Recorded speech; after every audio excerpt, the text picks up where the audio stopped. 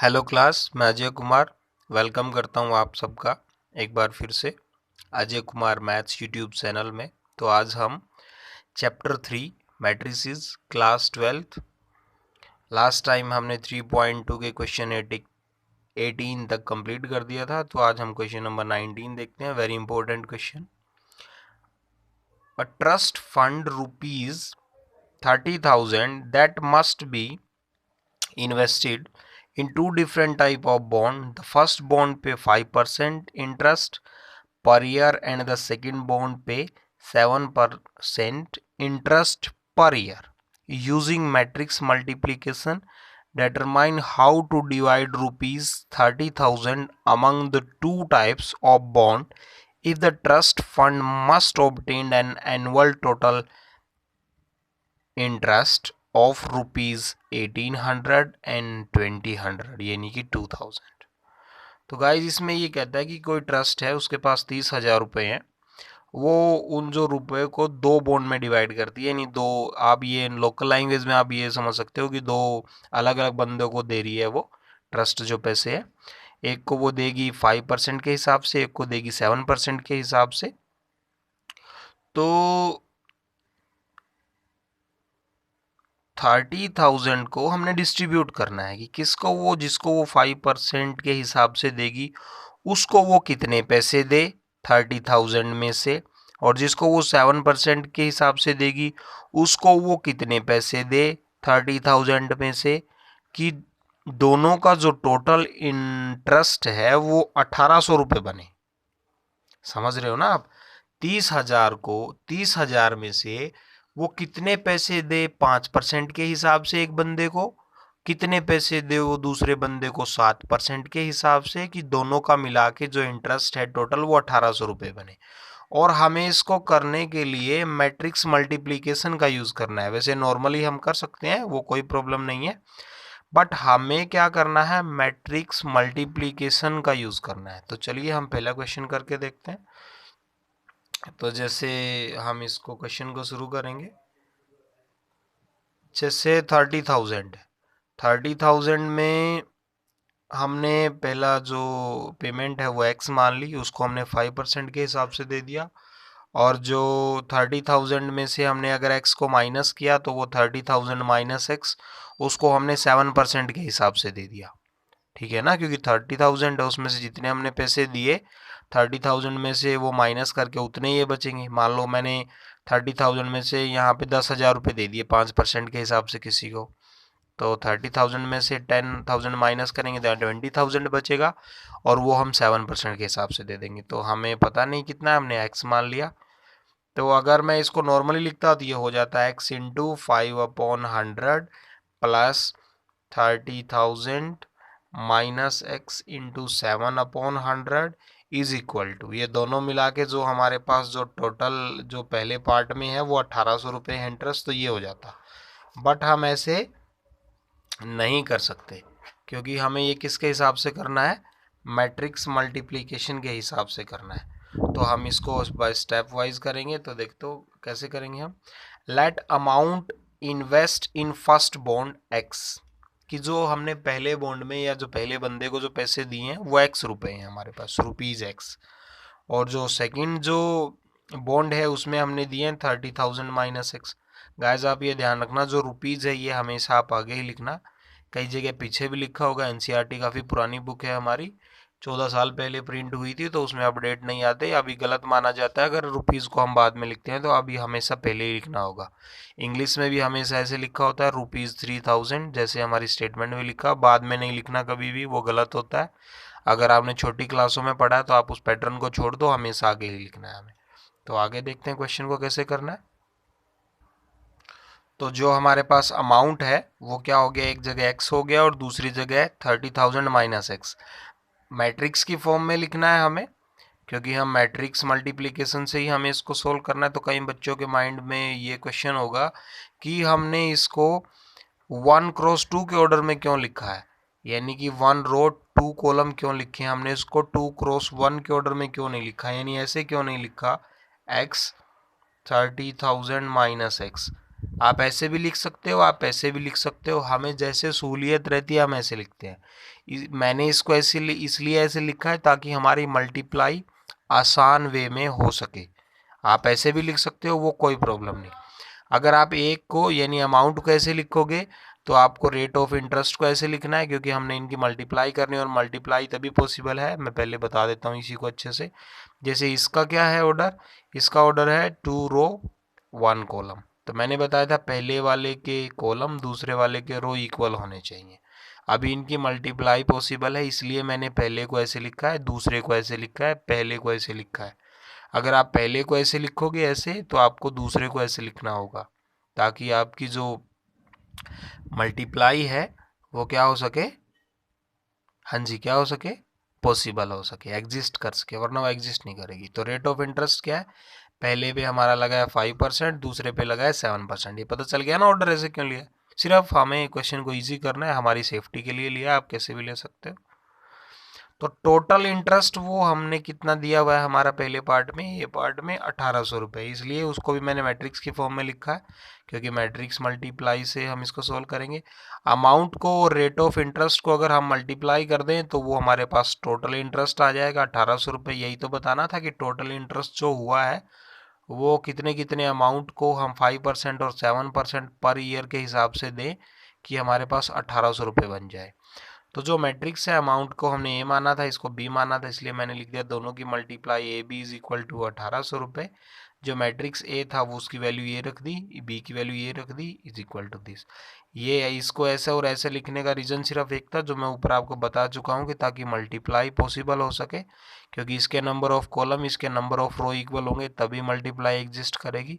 तो चलिए इसको रो में डिवाइड करते हैं, इसको कॉलम में करो मल्टीप्लाई एक्स की इसके साथ, और फिर इसके साथ प्लस का साइन आ जाएगा बीच में। यहाँ ये 5% लिखा हुआ था हमने ऊपर, ये लिखा हुआ, यहाँ 7%, परसेंट मतलब 5/100 और 7/100, तो इनकी दोनों की मल्टीप्लाई होके 5x/100 प्लस इसको 7/100 इज इक्वल टू दिस।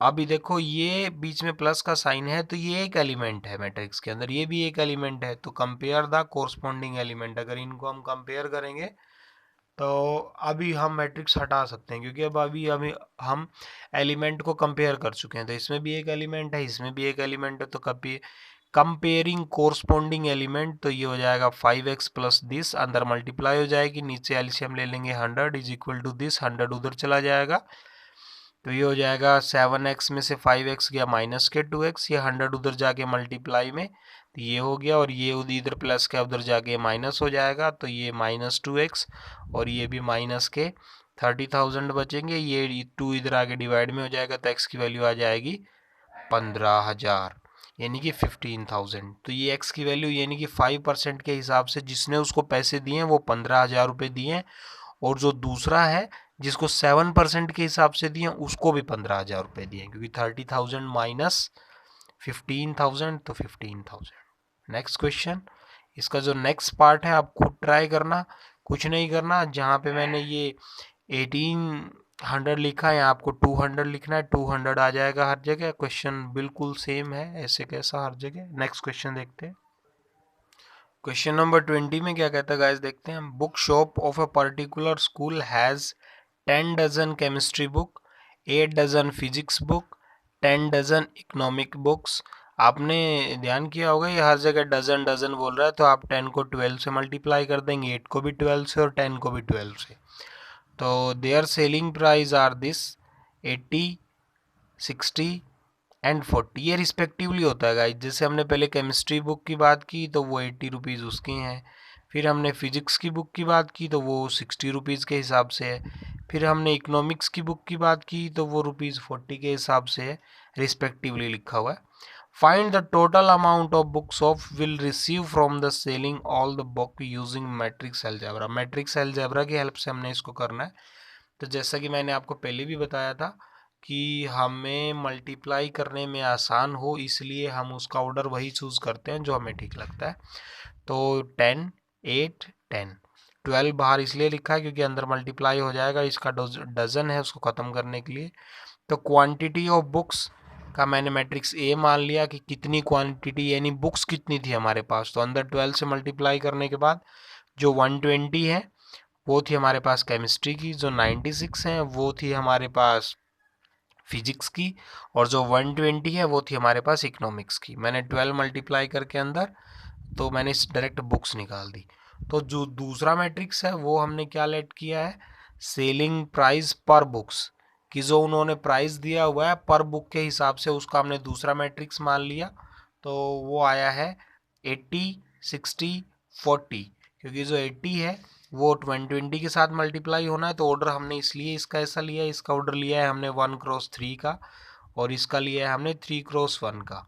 इसके जो नंबर ऑफ कॉलम है इसके नंबर ऑफ रोज के इक्वल हैं, क्योंकि इनकी जो मल्टीप्लाई है तभी पॉसिबल हो सकती है। फिर इसकी मल्टीप्लाई इसके साथ, प्लस इसकी मल्टीप्लाई इसके साथ, प्लस इसकी मल्टीप्लाई इसके साथ, यानी कि जो जिसकी बुक है उसका जो प्राइस है उसी के साथ उसकी मल्टीप्लाई होगी। इस हिसाब से हमने ऑर्डर लिया है। अगर आप इसका 3x1 लोगे तो फिर आपको इसका 1x3 लेना होगा। तो अभी टोटल अमाउंट निकालने के लिए हम जो क्वांटिटी है उसकी सेलिंग प्राइस से अगर मल्टीप्लाई कर देंगे, मान लो आपके पास 10 बुक है और पर बुक 10 रुपये है उसका प्राइस, तो आप मल्टीप्लाई कर दो 10 इंटू 10 100 आ जाएगा टोटल अमाउंट। तो टोटल अमाउंट निकालने के लिए हमें दोनों की मल्टीप्लाई करानी होगी। तो मल्टीप्लाई करवा दी मैंने, ये मल्टीप्लाई, तो ये हमारे पास आंसर आ गया। ये multiply 120 into 80 plus 96 into 60 plus 120 into 40, ये तीनों को प्लस करके ये आ गया। अब हम इसको अगर मैट्रिक से ख़त्म करेंगे, क्योंकि हमें रुपीज़ में लिखना है, तो रुपीज़ दिस, रुपीज़ हमेशा हमने आगे लिखना है वरना गलत हो जाएगा। नेक्स्ट क्वेश्चन है क्वेश्चन नंबर 21। देखते हैं गाइस 21 क्वेश्चन में ये क्या कहता है।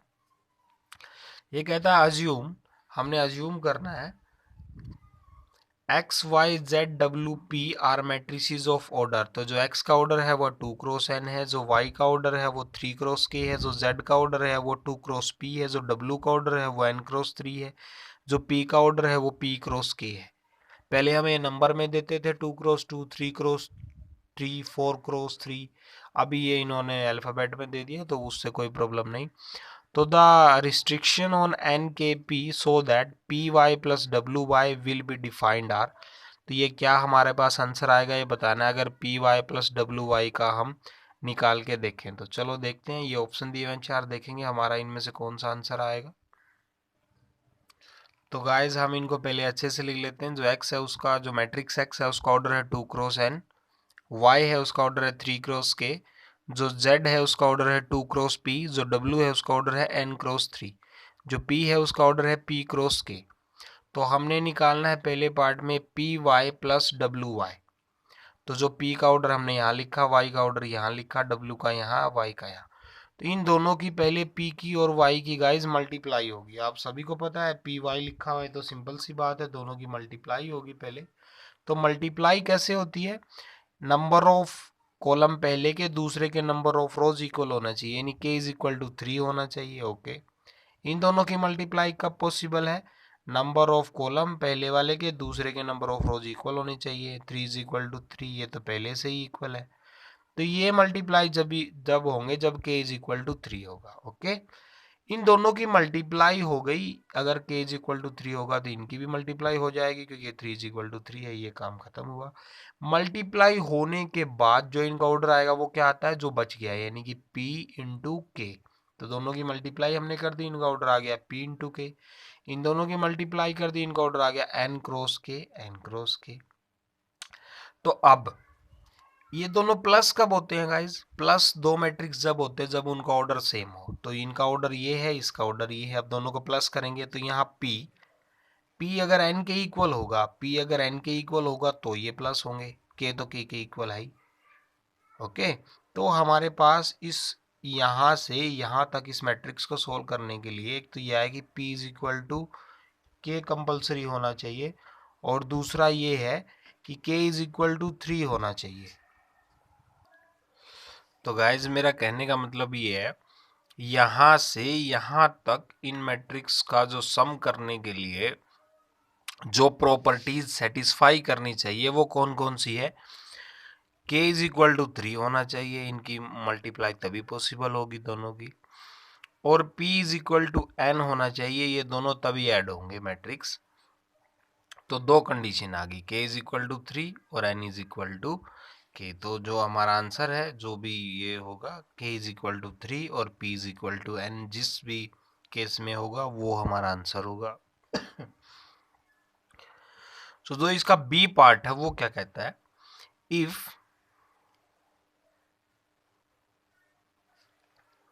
if n is equal to p, then the order of the matrix 7x minus 5z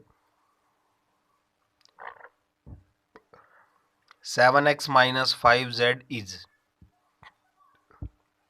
ये चार ऑप्शन दे रखे हैं हमारे पास, तो देखते हैं। 7 का तो कोई ऑर्डर नहीं है हमारे पास, x का ऑर्डर दिया हुआ था हमारे पास 2 क्रॉस n और z का दिया हुआ था 2 क्रॉस p।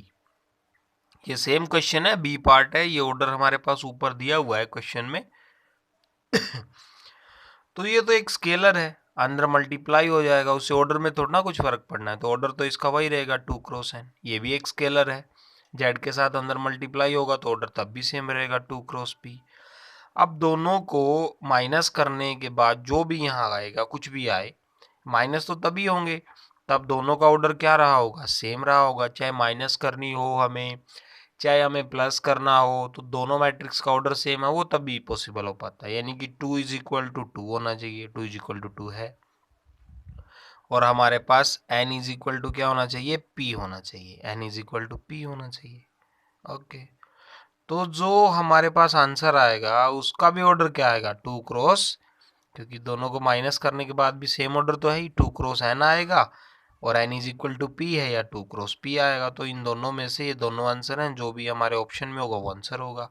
ऑप्शन में 2 क्रॉस n है तो ये हमारा आंसर हो जाएगा।